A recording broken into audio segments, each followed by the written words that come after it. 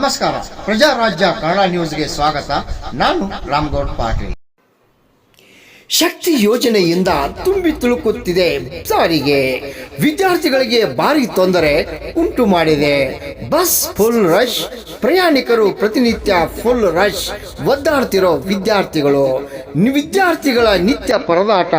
ಬಸ್ನಲ್ಲಿ ನಿಲ್ಲಲು ಕುಳಿತುಕೊಳ್ಳಲು ಪರದಾಡುತ್ತಿರುವ ವಿದ್ಯಾರ್ಥಿಗಳು.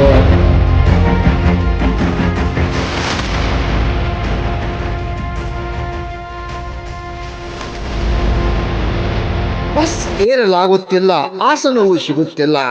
ಎಲ್ಲೆಲ್ಲೂ ನುಕ್ಕು ನುಗ್ಗಲಿನಲ್ಲಿ ಪ್ರಯಾಣದ ಅನಿವಾರ್ಯತೆ. ಉಚಿತ ಪ್ರಯಾಣದಿಂದ ಹಲವರಿಗೆ ಅನುಕೂಲವಾದರೂ ಕೆಲವರಿಗೆ ಸಮಸ್ಯೆಯನ್ನು ತಂದೊಡ್ಡಿದೆ. ಇಂಥ ಯೋಜನೆಗೆ ವಿದ್ಯಾರ್ಥಿಗಳು ಹಿಡಿಶಾಪ ಹಾಕುತ್ತಿದ್ದಾರೆ.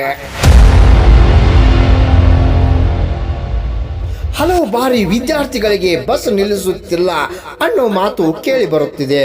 ಸರ್ಕಾರ ಇಂಥ ಯೋಜನೆಗಳು ವಿದ್ಯಾರ್ಥಿಗಳಿಗೆ ದಿನನಿತ್ಯ ತೊಂದರೆ. ಬಸ್ಸು ಇಲ್ಲದೆ ಹುಕ್ಕೇರಿ ತಾಲೂಕಿನ ಹಲವೆಡೆ ವಿದ್ಯಾರ್ಥಿಗಳು ಬಸ್ಸಿಗೆ ಜೋತು ಬಿದ್ದು ಪ್ರಯಾಣಿಸುತ್ತಿದ್ದು ಡಿಪೋ ಅಧಿಕಾರಿಗಳು ಕಣ್ಮುಚ್ಚಿ ಕುಳಿತಿದ್ದಾರೆ.